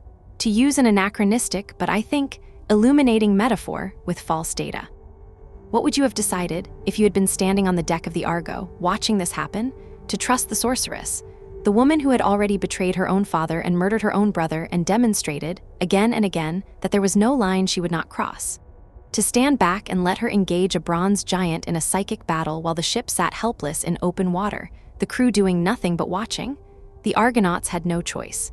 They had no other option. No sword could cut bronze. No arrow could pierce it. They had nothing but Medea. And Medea, standing at the prow of the ship, staring at the clifftop where Talos stood, was the only person among them who had ever successfully opposed a creation of Hephaestus. She had beaten the bronze bulls in Colchis. She understood the design philosophy. She knew where the vulnerabilities were, not in the body, which was impervious, but in the system, in the logic, in the mind. And it worked. While entranced, while caught in whatever psychic trap Medea had constructed from the Charis and the evil eye and the baneful phantoms of her rage, Talos moved. He stumbled. He was disoriented, off balance, his bronze feet missing the path, his bronze body pitching forward. And he grazed his ankle on a jagged crag of stone. The one place on his entire body that was not solid bronze. The one thin membrane of skin, on a being made of metal, covering the one bronze nail that sealed the one vein that ran from his neck to his foot. The nail tore, the membrane ripped, and the ichor, the fluid of the gods, the divine substance that had circulated through his single vein for as long as anyone could remember, the hot, bright lifeblood of an impossible being, gushed out like molten lead. Like molten lead. I want you to hold that image for a moment because it is one of the most precisely chosen similes in ancient literature. Not like blood. Not like water, not like wine or oil or any of the other fluids that a Greek poet might reach for when describing the outpouring of life. Like molten lead. The fluid of Talos' existence is described in the language of the foundry. The image is industrial, not biological. His death is rendered in the vocabulary of the smith's workshop, the same workshop where he was made. A.B. Cook, the classical scholar whose work on Talos has been foundational for over a century, noted in 1914 that this was not a coincidence. The single vein, the sealing nail, the fluid that pours out when the seal is broken, all of this mirrors, with remarkable precision, the process of Sire Purdue bronze casting, lost wax casting. In lost wax casting, a hollow bronze figure is created by sculpting a wax model over a clay core, then encasing the wax in an outer clay mold. When the mold is heated, the wax melts and drains out through narrow channels, the veins of the casting. The hollow space between the core and the outer mold is then filled with molten bronze, poured in through the same channels that the wax exited. Once the bronze cools and solidifies, the outer mold is broken away and the bronze sculpture is revealed. The channels are sealed at the base with pins or nails, plugs that prevent the molten metal from leaking during the pour. Talos is a giant casting come to life. His anatomy, the single vein, the ankle nail, the interior filled with flowing fluid, is the anatomy of a bronze statue in the process of being made. And his death is the reversal of that process. The seal broken, the interior fluid pouring out, the hollow form left empty and cold. He dies the way a casting dies, the foundry seal ruptured, the lifeblood drained, the form abandoned by the substance that gave it purpose. Cook wrote, Talos' death scene reproduces the technicalities of bronze casting. He was made by the process, and he dies by its reversal. He is unmade. What happened next is described in one of the most beautiful similes in all of ancient Greek poetry. Apollonius writes that Talos fell, as a pine tree on a high mountain falls when the woodcutters have hacked through the base of its great trunk. A pine tree on a high mountain. I want you to see this. The image is specific and deliberate, not a tree in a valley or a tree in a garden. A pine tree on a high mountain, a tree that has stood for decades, perhaps centuries, in an exposed position on a ridge or a peak, where the wind has shaped its growth and the lightning has scarred its bark, and the years have given it a density and a mass that trees in sheltered places never achieve. The kind of tree that you can see from miles away, a landmark, a fixed point in the landscape that everyone knows and no one imagines could ever fall. And then the woodcutters come. They hack through the base, not cleanly, not in a single stroke, but slowly, over hours, the axes biting into the heartwood one blow at a time. The tree stands. It stands long past the point where the mathematics of the cut say it should fall, because the remaining wood is stronger than the absent wood, because the tree is still trying to stand, because standing is what it does, what it has always done, and the habit of standing is older and deeper than the damage that is killing it. And then, the lean. The first slight shift, when the massive weight of the trunk and the crown of needles begins to move beyond the center of gravity. For one held breath of a second, the tree is perfectly poised between standing and falling, the last moment of its vertical life. And then the fall itself, which begins with a groan, the deep, slow splintering sound of the remaining wood giving way, and accelerates with a terrible, gathering velocity. The crown sweeping through the air, the branches cracking, the sound building from a creak to a rush to a thunderous impact as something that took a century to grow is reduced, in 3 seconds, to something horizontal and still. Except that this was not wood. This was bronze. And the sound was not a roar but a ring, the resonance of a hollow metal body striking stone, a vast, deep, bell-like tone that carried for miles across the flat water of the harbor, a vibration that the crew of the Argo felt in the planks of the deck and in the bones of their chests before they heard it with their ears. The bronze body of the Guardian of Crete, ringing like a struck bell as it hit the limestone, the sound sustaining and sustaining and sustaining, tapering slowly into silence the way the tone of a bell tapers when the ringer walks away. And then silence, real silence. For the first time in living memory, the coast of Crete at Dict was still. No footsteps, no vibration in the stone, no ring of bronze on limestone, just the wind and the waves and the cicadas starting up again, tentatively, as though they were not quite sure it was safe. The Argonauts landed. They drew water from the freshwater stream. They rested on the beach, on solid ground, for the first time in days, and they left. Now I want to lay out the full picture, because the existence of 5 different accounts of Talos's death is itself a significant piece of evidence. About the myth, about the cultures that told it, about what the story meant to different people in different times. The first version is the one I just told you, Apollonius's version. The psychic assault by the Keres, the entrancement, the accidental stumble against a jagged crag. In this version, Medea does not physically touch Talos. She does not lie to him. She does not trick him. She wages a battle of minds, her consciousness against his operational logic, and she wins because consciousness, it turns out, is a more powerful tool than invulnerability. The second version comes from Apollodorus's Bibliotheca. In this telling, Medea drives Talos mad, not through the Keres or the evil eye specifically, but through a more general application of sorcery. In his madness, he scratches his ankle against a rock. The mechanism is different in sanity rather than entrancement, but the result is the same. He destroys himself. His body is not breached by an external force. His body breaches itself because his mind has been compromised. The third version, also from Apollodorus, is more transactional and more disturbing in an entirely different way. Medea approaches Talos directly and promises him immortality. She will make him deathless. She says, truly deathless, permanently deathless, not the conditional existence of a constructed being who depends on a single vein and a single nail, if he lets her remove the bronze nail in his ankle. Talos agrees. Medea removes the nail. The ichor drains. He dies. In this version, Medea is a con artist. She identifies the one thing an immortal guardian might want: certainty, permanence, freedom from the anxiety of having a single point of failure, and she exploits that desire to kill him. It is the cruelest version because it makes Talos a victim of hope. The fourth version is implied rather than stated outright. In some readings of Apollodorus, Medea's spells weaken or disorient Talos sufficiently that the Argonauts are able to physically overpower him, to hold him down, to restrain his bronze limbs, and to remove the nail by force. This version distributes the agency across the crew and makes Talos's death a collective act rather than a solo performance. And the fifth version dispenses with Medea entirely. The Argonaut Pias, a skilled archer, the same man who would later inherit Heracles' divine bow and the arrows poisoned with Hydra blood, simply shoots Talos in the ankle from the deck of the ship. An arrow, precisely aimed, hitting the one vulnerable point on an otherwise invulnerable body. No sorcery. No deception, no psychological warfare, just a very good archer with a very clear target. Interestingly, Pias's son Philoctetes would carry those same arrows to Troy, the weapons that finally kill Paris and end the war. There is a chain of inheritance here.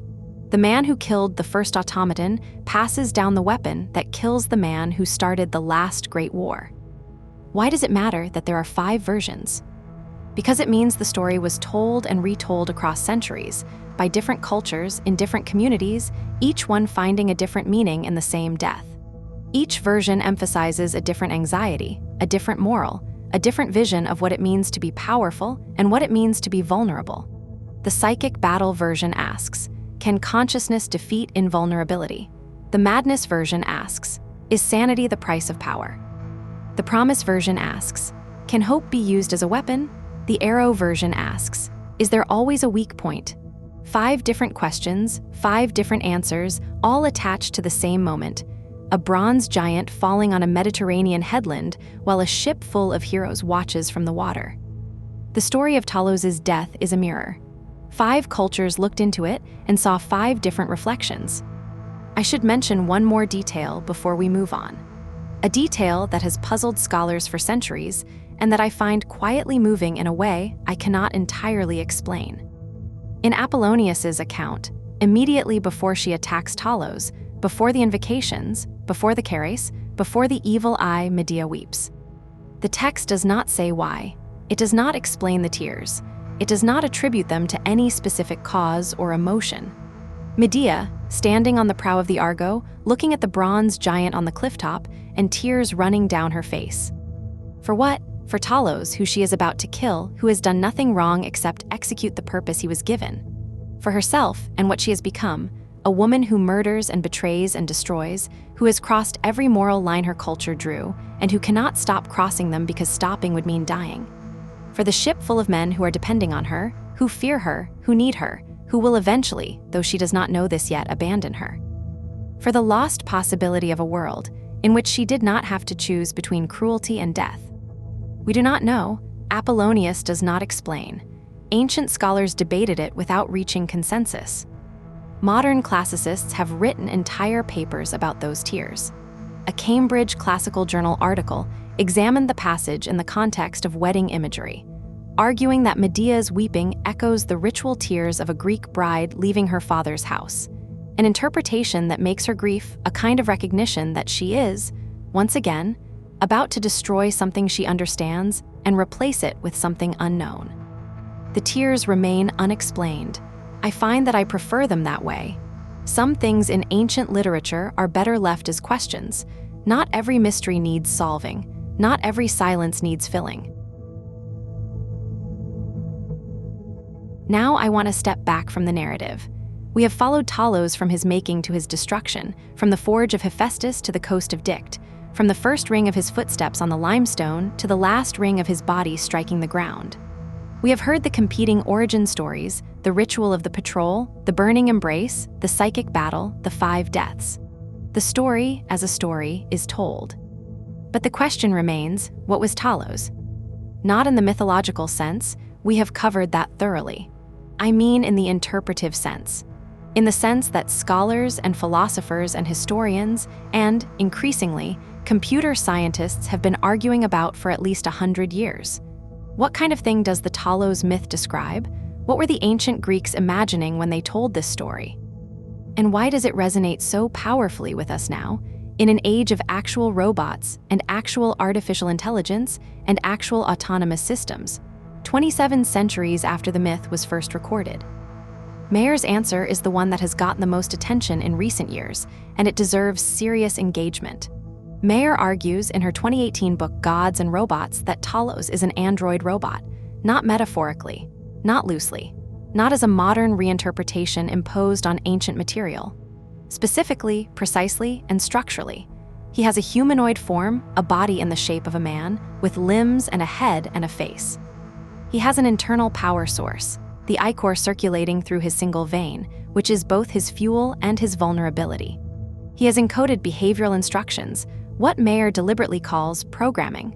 patrol 3 times daily, identify intruders, respond with force, use thermal attack when physical barriers fail. And he has a single point of system failure, the ankle nail, the one place where the system can be breached and the power source drained. These features, Mayer argues, constitute a complete functional description of a humanoid automaton. The only things missing are a modern power supply and a microprocessor. The concept is all there. The ancient Greeks imagined every essential attribute of a robot: autonomous locomotion, sensory input, behavioral logic, a power system, a kill switch, 2,700 years before any of those things became technologically feasible. She goes further. She notes that the behavioral logic attributed to Talos maps with uncomfortable precision onto the frameworks used by modern roboticists. MIT's early autonomous robots in the 1990s, the ones that navigated obstacle courses and responded to environmental stimuli, operated on a behavioral architecture called subsumption. Sense the environment, evaluate against programmed criteria, select the appropriate response, execute, repeat. That is exactly what Talos does. He senses, he sees approaching ships. He evaluates, he determines whether they are authorized. He selects boulders for distant threats, thermal embrace for close combat. He executes. He repeats. The sophistication has increased by many orders of magnitude between Bronze Age mythology and modern robotics, but the underlying framework, the basic logic of sense, evaluate, respond, repeat, is the same framework the Greeks imagined. This is the core of Mayer's argument, and I think it is both correct and incomplete. Correct because the structural parallel is real and not trivial. The Greeks imagined autonomous agents with sensory input, decision-making logic, and physical response capabilities. That is what a robot is. They imagined it without electricity, without silicon, without any understanding of the physical mechanisms that would eventually make such things possible. They imagined the concept before the technology. And the concept, in its fundamental architecture, was accurate. Incomplete because Mayer's framework treats Talos primarily as a thought experiment about technology. And I think the myth is also, perhaps more fundamentally, a thought experiment about labor, freedom, power, and what it costs a society to delegate the work of protection to something that cannot refuse. The connection was made explicitly by Aristotle. In his Politics, he wrote, "If each instrument could do its own work, obeying or anticipating the will of others, masters would not need slaves." This sentence is usually cited as a prescient glimpse of automation, Aristotle imagining, in the 4th century BCE, the possibility that machines could replace human labor. But the Cambridge scholar Martin Devecca, in a paper titled "Did the Greeks Believe in Their Robots?", argues that the sentence should be read the other way around.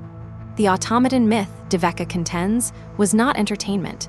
It was not proto-science fiction. It was not a thought experiment about the future of technology.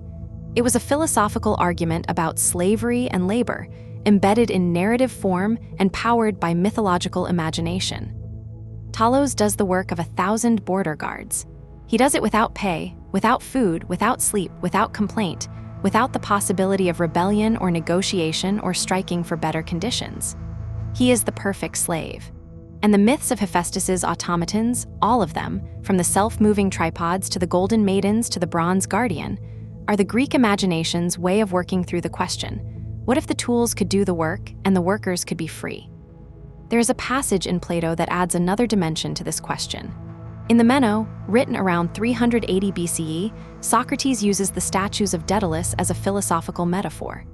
Daedalus, the legendary inventor, the builder of the labyrinth, the maker of wings, was credited with making statues that could move on their own. If they are not fastened up, Socrates says, they play truant and run away, but if fastened, they stay where they are. He uses this image to distinguish between opinion, which wanders and shifts and cannot be relied upon, and knowledge, which stays put. But the important thing is not the philosophical point. The important thing is the casualness. Socrates mentions self-moving statues the way you might mention a car or a telephone, as something so familiar to his audience that it requires no explanation, no context, no moment of now. I know this sounds strange. 4th century Athenians, when told that a statue could walk, did not find the idea remarkable. They found it useful as a metaphor. The concept of an autonomous artificial being was, by Plato's time, so deeply embedded in Greek culture that a philosopher could invoke it in passing and expect everyone in the room to nod. That is the world in which the Talos story circulated.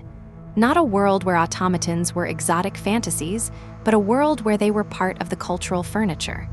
The dream of machines that move and act on their own was not a fringe idea in ancient Greece. It was mainstream. It was common knowledge. It was, in a very real sense, something the Greeks believed was possible, not just in myths, but in the workshops of skilled craftsmen who were, by the Hellenistic period, actually building hydraulic automata, mechanical theater devices, and self-pouring wine dispensers for the entertainment of kings. The answer the myths give is not comforting, because as Mayer observes, not one of those myths has a good ending once the creation reaches Earth. The tools do the work, but the tools also kill and burn and destroy, and the workers are not freed, they are terrorized. The dream of automated labor is, in the Greek telling, inseparable from the nightmare of automated violence. You cannot have the tripods without the Talos. You cannot have the convenience without the consequence. There is a physical artifact that I want to describe in more detail, because it tells us something about how the ancient Greeks visualized Talos that the literary sources alone cannot convey. The Talos crater, a volute crater, a large, two-handled bowl used for mixing wine and water at symposia, the drinking parties where Greek men gathered to talk, drink, argue, recite poetry, and occasionally think serious thoughts, painted in the red figure technique, dated to between 425 and 400 BCE.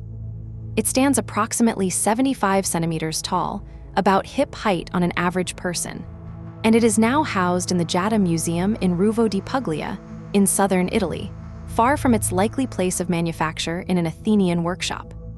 The painter who created it is unknown. His real name, his biography, his other works all lost. But his work on the single vase was so distinctive, so accomplished, so important to the study of late 5th century Attic vase painting, that art historians gave him a name derived from the vase itself. He is called the Talos painter, an unknown artist, his identity dissolved by time, who earned the only name by which he will ever be known from a picture of a dying robot. There is something appropriate about that.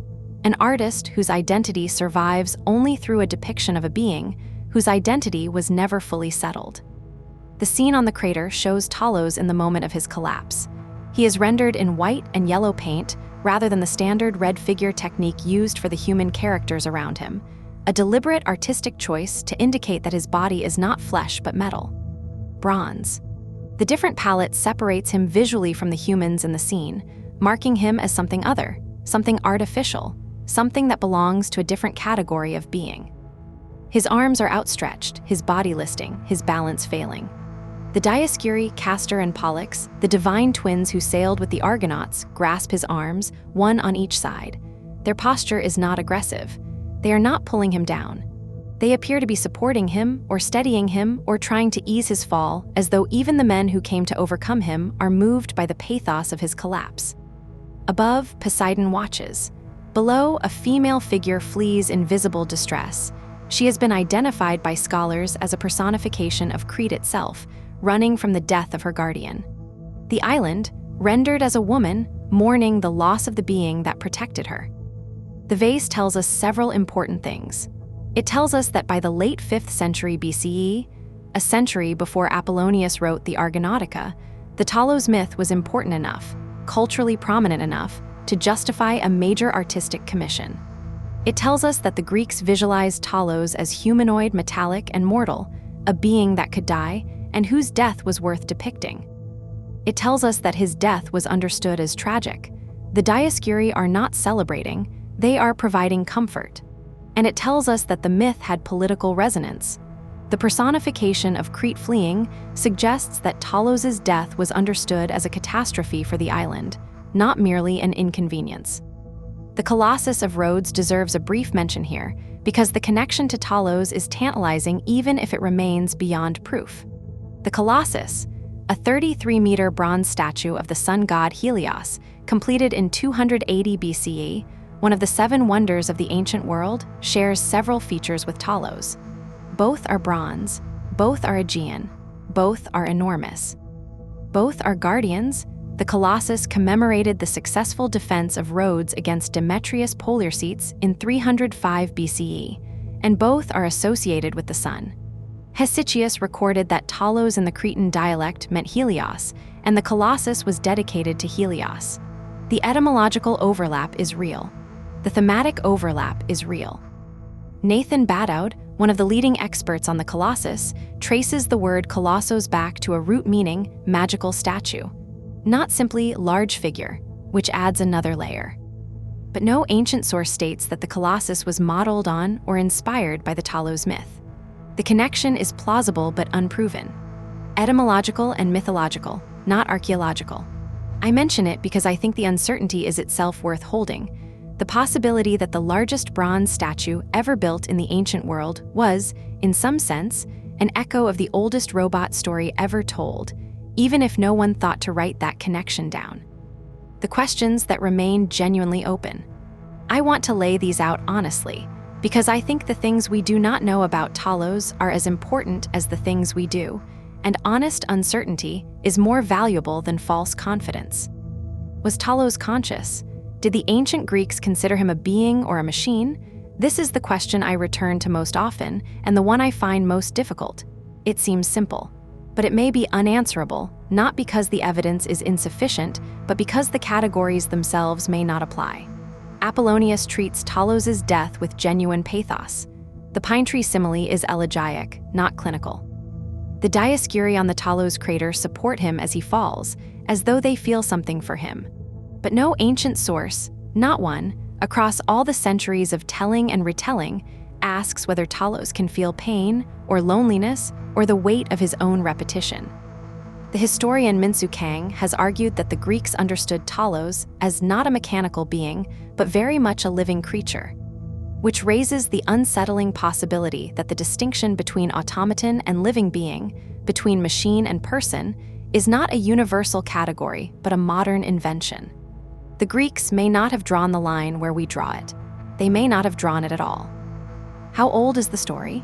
The earliest explicit mention we have is Simonides, around 556 BCE. The connection to Hesiod's bronze race pushes the tradition back to roughly 700 BCE, but that link is inferential. Hesiod does not name Talos. The story could be far older, a Bronze Age oral tradition preserved across centuries of telling and retelling, growing and shrinking and changing with each generation of tellers. Or it could be a relatively late invention, a myth created in the 7th or 6th century to explain phenomena, the cult of Zeus Talios, the Phaistos coins, the oral traditions of Crete, that were themselves older than the story. We genuinely do not know. The deepest roots of the myth are hidden in the unlit centuries before Greek alphabetic writing, and they may remain hidden permanently. There is a related question that the Bruminate article on Talos raises directly. Did the ancient Greeks even have a concept of not conscious? We tend to assume that the distinction between a thinking being and a non-thinking mechanism is obvious, universal, a basic feature of how minds categorize the world. But that assumption may be wrong. The Greeks lived in an animistic culture where rivers had gods, trees had spirits, and the boundary between the living and the non-living was far more porous than the boundary we draw. A world in which a bronze figure could be simultaneously a machine and a god, in which those categories were not contradictory, is a world with a very different ontology than ours. Talos may not have been conscious or unconscious. He may have existed in a category that our language does not have a word for. Was Talos always one being? The literary sources describe a single guardian, but the coins, the inscriptions, the scattered references to Zeus Talios and the Talia Mountain, these suggest something broader than a single character. Was Talos originally a category, a type of divine guardian, before being consolidated into one figure by the Greek mythographers who preferred clear, individual characters to fuzzy collective concepts? What happened to the body? No source describes the aftermath in detail. The Argonauts landed, drew water, rested, and left. They did not attempt to dismantle the bronze form or carry it away as a trophy or bury it with honors. They left it where it fell. And what became of it then? Whether it was eventually swallowed by the sea, or buried by landslides, or broken apart by later Cretans who needed the bronze for other purposes, or simply left on the headland to oxidize and weather and slowly become part of the landscape? We do not know. There is no archaeological trace of Talos. There is only the story, only the words on papyrus and the paint on a wine bowl and the image on a silver coin. And a question that I return to more often than any other. Does it matter that we cannot answer these questions? Or is the permanence of the mystery itself a kind of answer? A reminder that some things resist explanation, that some stories survive precisely because they cannot be fully resolved, that the bronze guardian of Crete endures in our imagination, not despite the uncertainty surrounding him, but because of it. I do not know. I have spent weeks with this story. I have read Apollonius in translation and Cook in the original and Mayer in paperback and Devecca in a PDF downloaded from Cambridge Core at 2 in the morning. And I still do not know what Talos was. I know what he did. I know how he died. I know what scholars think about him and what poets wrote about him and what painters painted on wine bowls 2,400 years ago. But what he was, the final, settled, certain answer to the question, what was this thing? I do not have, and I suspect no one does. And I suspect that is exactly as it should be. For the next entry in the archive, I have been researching something I had not expected to find.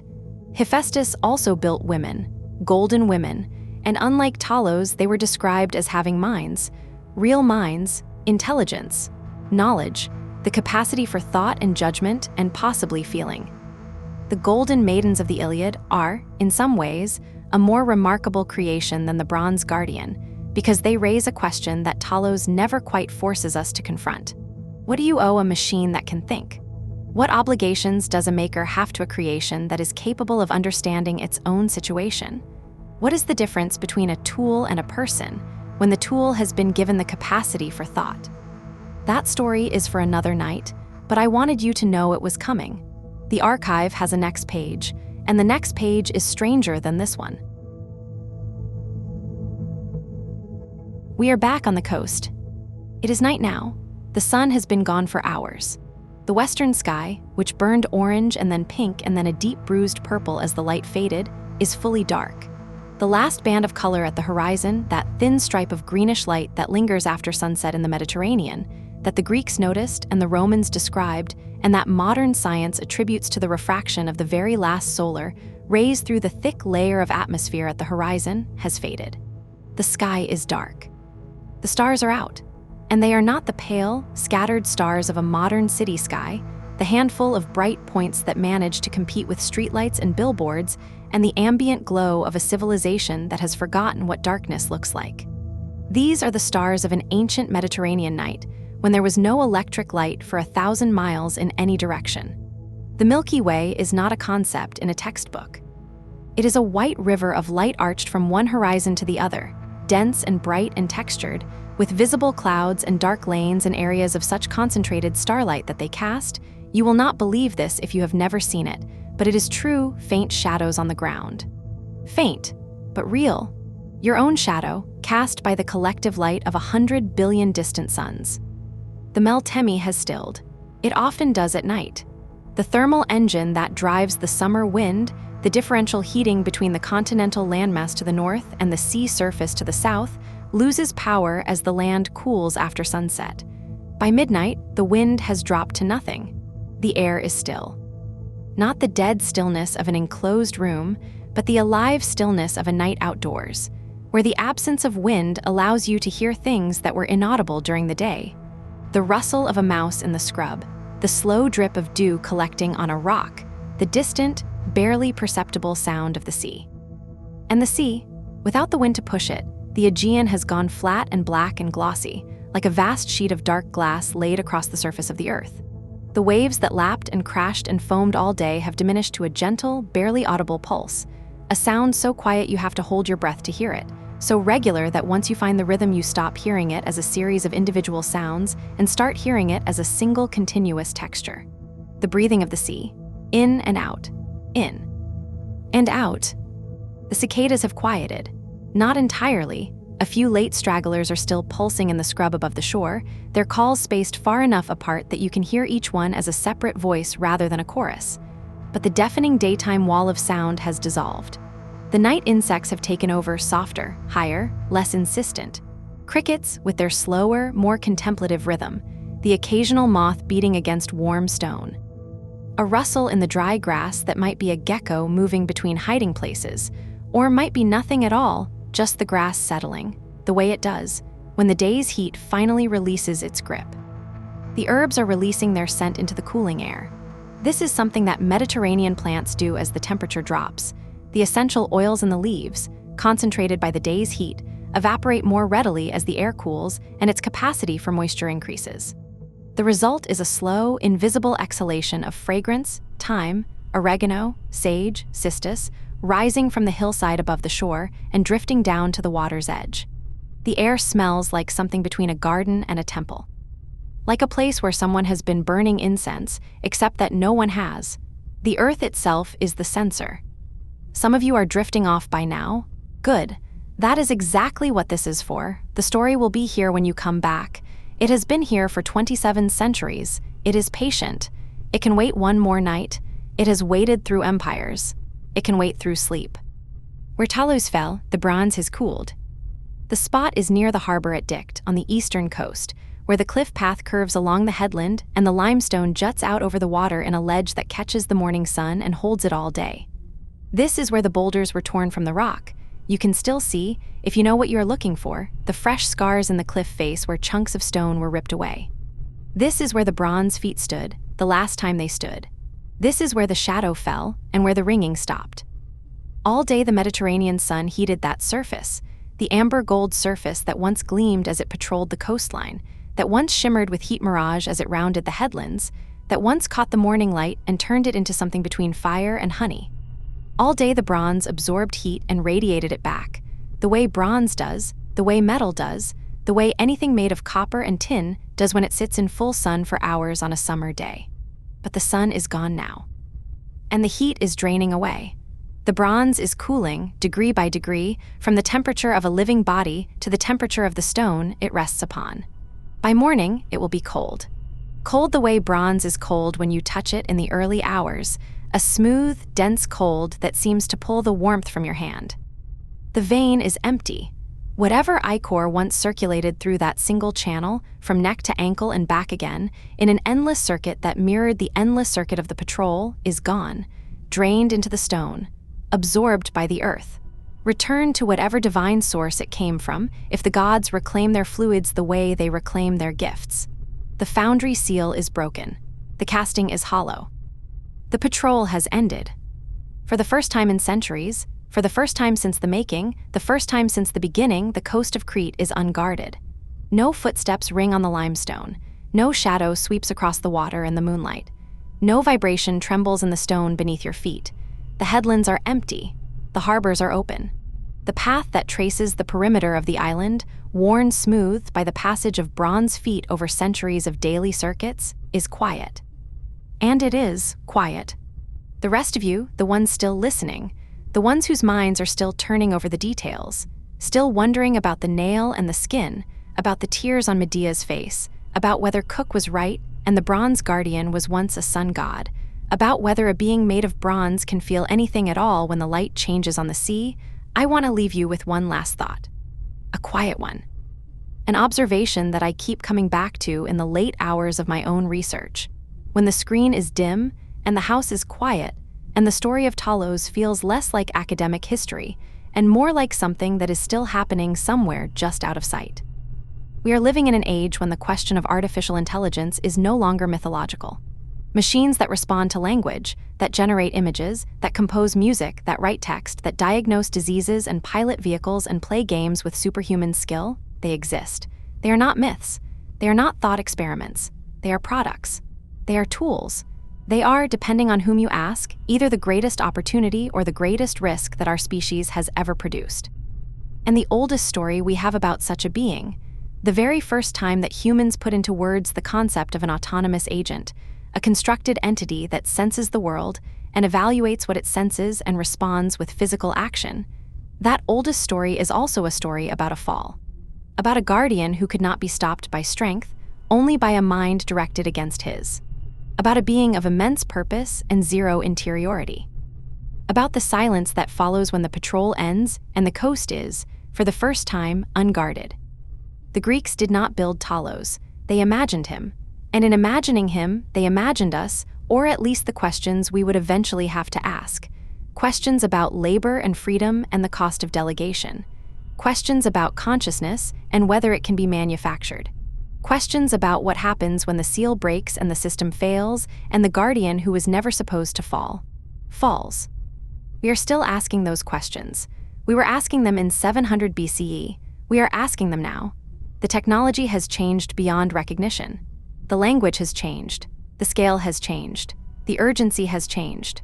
But the questions, the fundamental, structural, irreducible questions about what we owe the things we make and what they owe us and where the boundary falls between a tool and a being, those questions have not changed at all. They are as old as bronze. And they are, I think, as unresolved as the story of a guardian who fell on a Mediterranean clifftop and whose fall has been echoing through the centuries ever since. The coast is dark. The Meltemi has stilled. The stars are turning overhead in their slow, ancient circuit, their own patrol, their own endless orbit, steady and silent and unconcerned with the small dramas of the earth below. Somewhere out on the water, a ship is approaching. Small, wooden, crewed by tired men who have been at sea for weeks and who want nothing more than fresh water and solid ground and a few hours of sleep. They are heading for the harbor at Dict. They have heard stories about a guardian, a bronze figure that patrols the shore and hurls boulders at strangers. They have been afraid of this coastline since they first saw it on the horizon. But the harbor is empty. The headland is bare. The only sound is the sea breathing against the rocks and the faint rustle of time in the scrub and the slow, uncertain singing of a single cicada that has not yet realized the day is over. They land, they draw water, they rest. And on the clifftop, the bronze is still. The great body lies where it fell, already beginning its long transformation, from object of terror to object of wonder, from fact to memory, from memory to myth, from myth to the story you are hearing now, in the dark, with the weight of 27 centuries between you and the sound of bronze on limestone. The vein is empty, the seal is broken, the patrol has ended. And the coast of Crete, for the first time in a very long while, is at rest. The sea breathes in and out, in and out. The stones hold their warmth. Slowly, gently, they give it back to the night air, radiating the heat of the day in a slow exhalation that will continue for hours. If you placed your hand on the limestone now, you would feel it, a faint, residual warmth, like the last trace of a fire that has burned itself out. Not hot, not cold, just warm. The kind of warmth that the body recognizes and relaxes into, the way it relaxes into a familiar bed or a familiar voice. The herbs release their scent: thyme, oregano, sage. The cistus on the upper slopes with its resinous, slightly sweet fragrance. The cooling air carries the scent down to the shore, where it mixes with the salt and the seaweed and the clean mineral smell of wet stone. Above you, the stars turn. The whole dome of the sky, rotating so slowly that you cannot see the movement, only measure it, this constellation a hand's breadth above the horizon at midnight, a hand's breadth higher an hour later. The Greeks named these stars. They mapped them. They steered by them. Orion the hunter, forever pursuing the Pleiades across the sky. The Great Bear, circling the pole, Cassiopeia on her throne. The constellations are on patrol, too. But their patrol is silent, and their circuit is so vast and so slow that no one has ever heard them coming or watched them leave. The last cicada has stopped. The silence where its voice was is a physical thing, a space in the air, a gap in the texture of the night, like a missing note in a chord you have been hearing so long you forgot it was playing. But the silence is not empty. The night belongs to the smaller sounds now. The cricket, the gecko, the moth, the lap of water on stone, the creak of a wooden hull in the harbor. The slow, deep breath of someone who has been listening for a long time and whose eyes are beginning to close. The bronze is still. The coast is dark. The patrol has ended. And somewhere in the archives of human imagination, in the place where the oldest stories are kept, in the deepest drawer of the longest memory, next to the other stories about beings that were made and beings that walked and beings that served and beings that fell, the first robot rests at last. His vein is empty. His maker is silent. His patrol is done. And the story, the oldest story we have about a thing that was built to work and worked until it could not work anymore, the story is still here. Still being told. Still being carried from voice